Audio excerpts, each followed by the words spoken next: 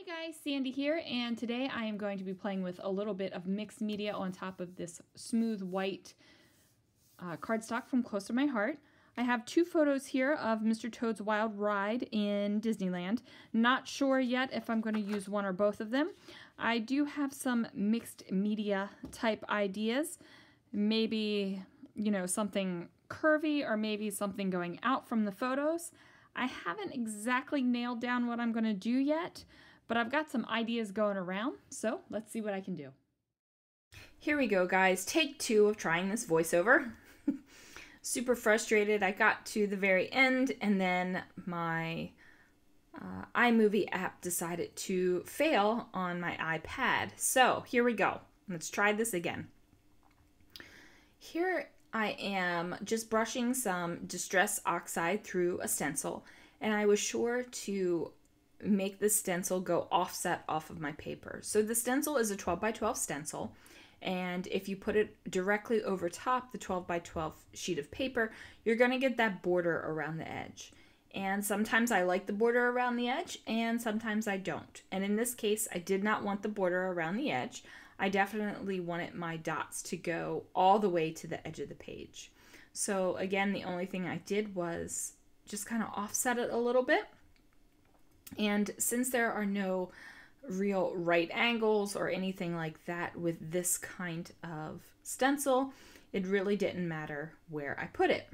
So there we go. The stenciling is all finished, and I know it does look a little bit of wonkiness and lopsided, but that's okay because I'm going to cover it up so it looks less wonky and lopsided. Now I pull out my Tim Holtz medium glass mat again, and I am using my Brutus Monroe of the Month clubs. So I have a couple of these of the month clubs that I'm subscribed to from Brutus Monroe. One of them is the Glitter Glaze of the Month, and the other one is the Stencil of the Month club. Now this is the March stencil, and it is an egg shape. But fun fact, guys, you don't have to use your stencils necessarily the way that they are shaped or intended to. So this is definitely an Easter feel. It's got the egg going on, but it's a gorgeous stencil with lots of swirls and dots, and I'm just going to treat it as a swirly and dot stencil.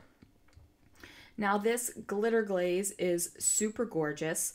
It is so smooth. It goes across this paper so nicely, and I love it. Like it's just fun to use.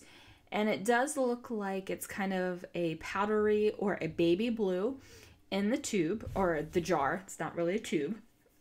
But it doesn't stay that way. When it dries a deep teal color, like and it's beautiful. Oops, I just dropped it. It's in my hand. It's a beautiful, beautiful teal color. And if I didn't say it already, the color is tiki teal. So I just go ahead and lob that on there. Now I did let this dry overnight, and the next day I added a little bit more of the glitter glaze through the stencil just to give it a little bit more real estate on the page. And again, I let that dry overnight. Now that is not something I normally do. I don't normally let my stuff like this dry overnight, but I was in the middle of creating a bunch of layouts, so it was easy for me this time to set it aside and let it dry and go on to another page and just create something else. So here is how I'm going to determine the way I need to cut the paper to cover up the white spots on my white cardstock. Now this is just some packaging, and I used a Sharpie to just kind of draw out where I wanted the paper to be. And you know, I did those little swirly bits there to show where my glitter glaze went. So I make some little hash marks on the side where I know that I need to cut into my paper. But my mistake here was just drawing the lines. I didn't actually mark the X. So I marked the X here, and it's really the highly scientific way of doing this. I put my pencil over top of the little dot or the little X, and then remove the plastic and redraw the X. Super, super technical here, guys. And so I just went ahead and made a little swirly mark again on that side of the paper, just to make sure I knew that that is where I was cutting out. Now I also did not go all the way to that center of the X on these papers. Really close, but I did not go all the way to the center of the X because I wanted my papers to still be connected. So I've got this going on, and I'm going to add just a little bit of washi tape to give that connection a little bit more strength. And then I'm going to use that same Distress Oxide ink that I used to do the stenciling with around the edge of this polka dotted paper. And I wanted to bring that color to this polka dotted paper just a little bit more, even though those blue dots on here are a pretty spot on match for the little dots that I stenciled on. So I grabbed some Unfun foam, and I'm just going to go ahead and mark off where I need to cut it to give it a little bit of dimension. So I want my stenciled dots and my glitter glaze to look like it's underneath of the paper. I want to give it that little bit of extra dimension there. And here's where I make another mistake. I went and put my Unfun foam. That foam is not fun. No fun, guys. That Unfun foam on top of the dot paper, and that should be the top, not the bottom. So had to fix that. Just going to go ahead and use that highly scientific method of the fingernail push into the Unfun foam to mark where I need to cut it, and good, it's down. So now the only thing I'm going to do is make sure that it's lined up on the corner of my paper so that the 90-degree angles are with the 90-degree angles. And then this is where I realize that I have a huge hunk of white space that is not going to be covered up by my polka dot paper. So I grabbed the stencil one more time, and yes, it has been days, and yes, I had not cleaned off that stencil yet. So yeah, it's actually, I don't think I've cleaned it off yet. Nope, it's still sitting over there over top of my cart. So that will have to happen. Oops. Now I did clean off the egg stencil with the glitter glaze on it. So no worries about that. It's just the Distress Oxide ink that's hanging out on the stencil. And honestly, I'm not too worried about it. So yeah. So here we go, matching the 90-degree angles just to make sure that it lays down correctly on the page.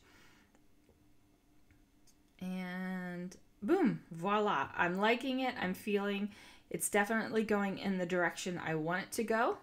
When I first had this idea, I wasn't sure what the pattern paper I was going to use. I was actually thinking about just using white, but I'm glad I didn't. I'm glad I went with the colorful bits because even though this is something different for me, this kind of layout, it's still in my style. It's still in that colorful style that I think I have, so I'm okay with it. And it's just trying to figure out which photos to use. Was I using both photos? Was I just using one photo? Like which one? I decided to go with one photo, and then I also decided to pull in some tulle. Now this tulle has been in my stash for a number of years. Do you guys remember when fabric was really kind of like a new rage in scrapbooking? And I gone to Joann Fabrics and I bought a bunch of remnants. I had white tulle and black tulle and red tulle and blue tulle. And I think I ended up using the red tulle as like Christmas bows one year.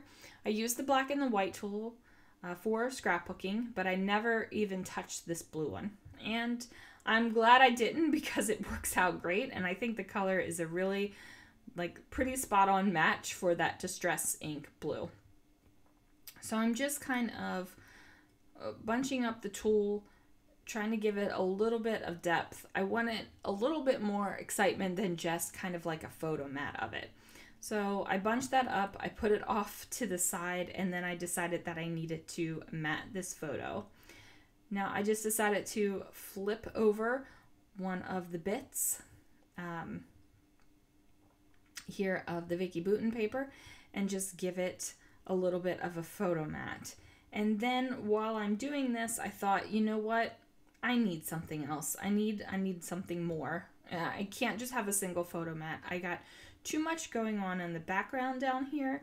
So I need my photo mat and photo to be a little bit more exciting. And at this point, I'm just cutting off the extra bit so it's the right size. And then, voila, I figured out.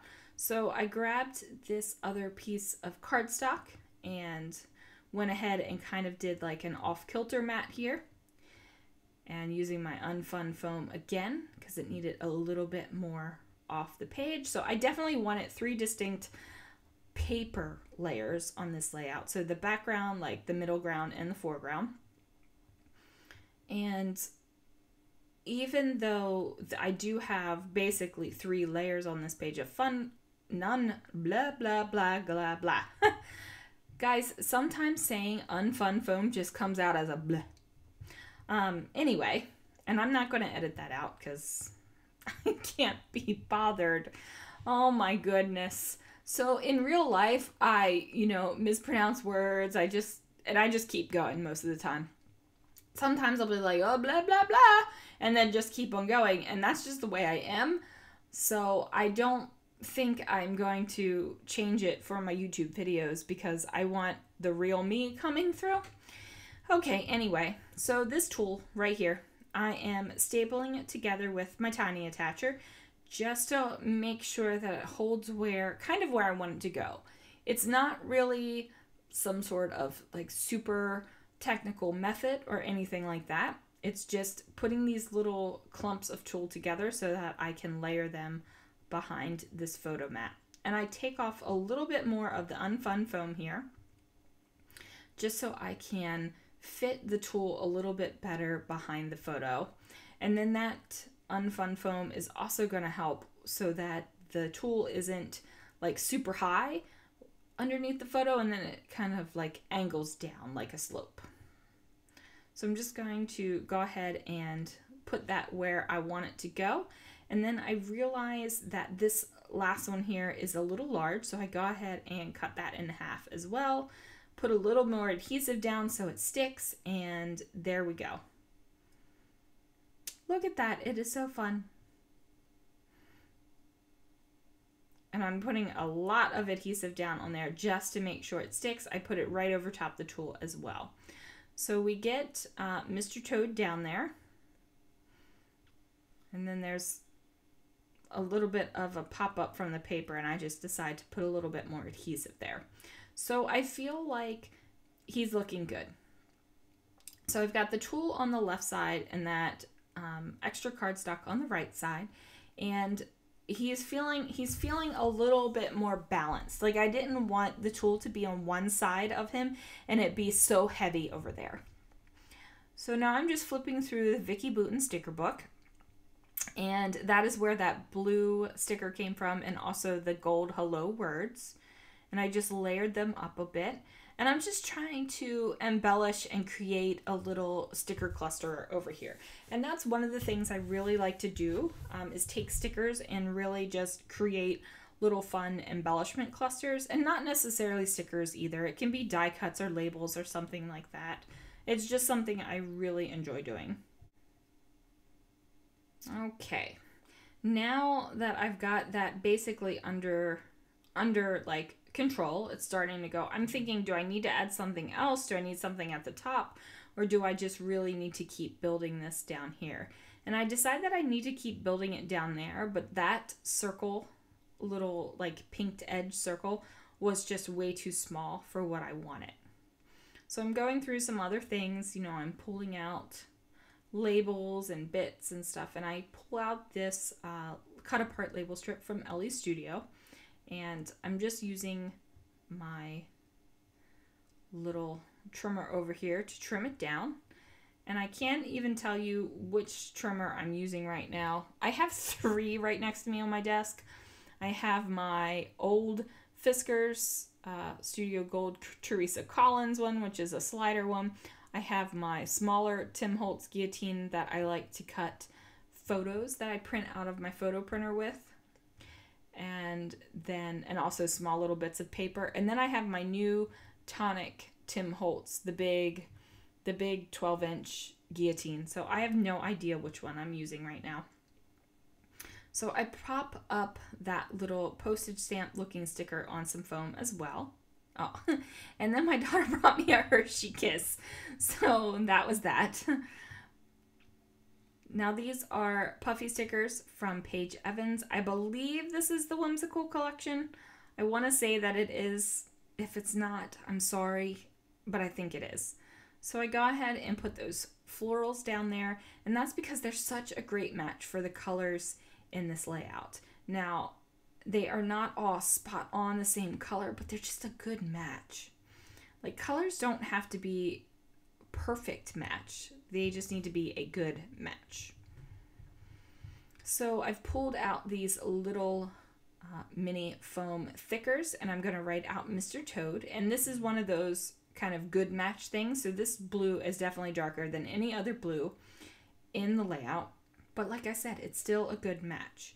Now I use the little dot from the exclamation point to make a period for Mr. And then I'm just putting up Toad.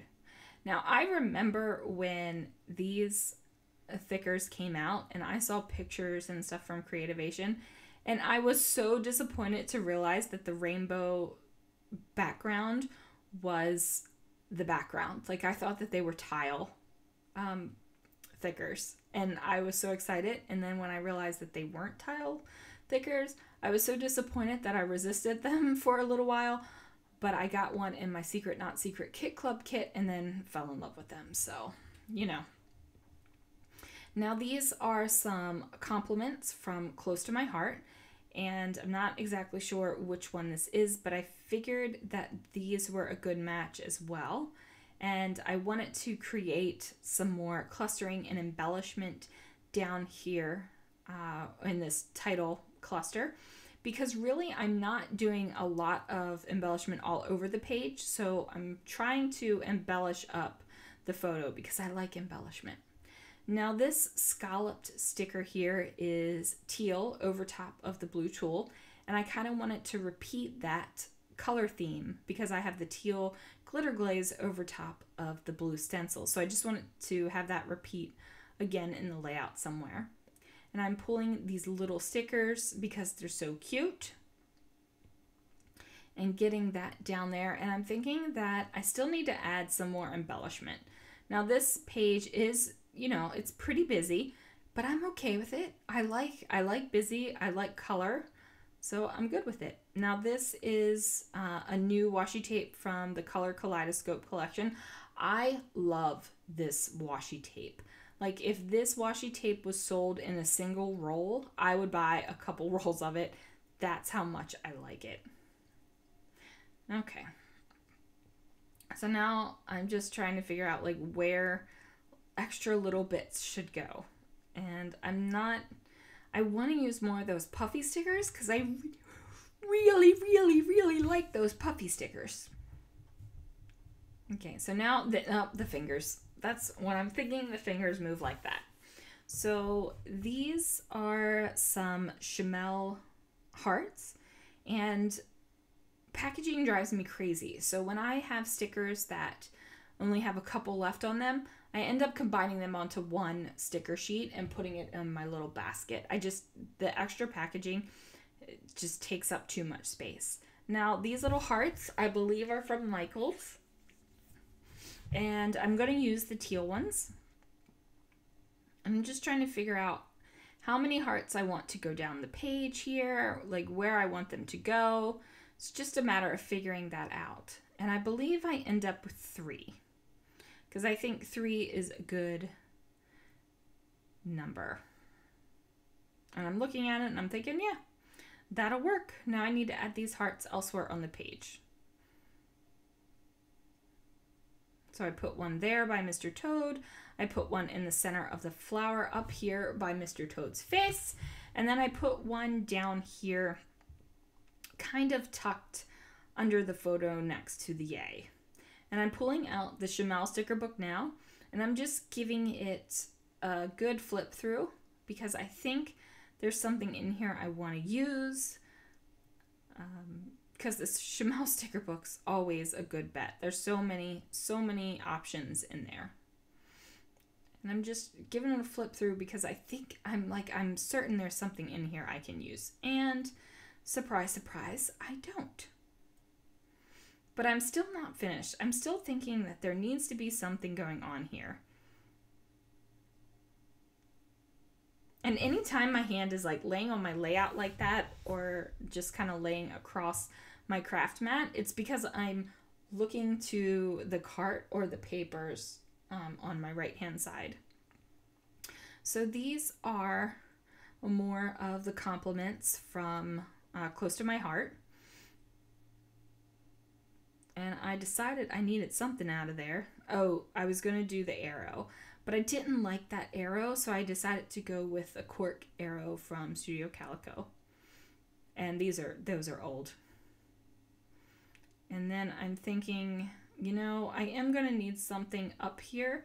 There's just too much space up here going on where there's nothing.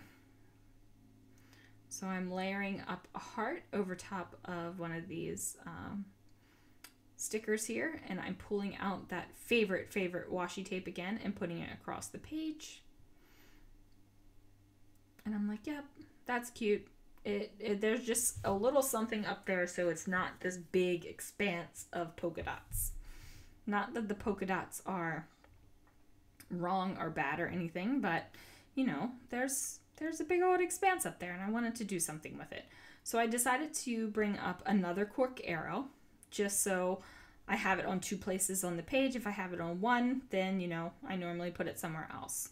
Now I grabbed these teal stars, and these are a blingy type star, and I thought that that was a good match for the glitter that was going on with my glitter glaze. So I do 3 stars on the circle lines there up at the top, and then I'm just going to throw a couple of these stars around down here as well. And I repeat that with the 3 stars on top of the circle. So this is kind of sticking up still. It's not as flat as I want it to be. Now I know that it'll flatten out in my album, and I probably should have just let it go, but you know, I had to mess with it. So what am I doing? Oh, I thought since I had the cork arrows, I should try to bring some cork in elsewhere, but it didn't work out. Like I thought maybe I would layer it up there, and I was like, no. Just put that cork sticker away.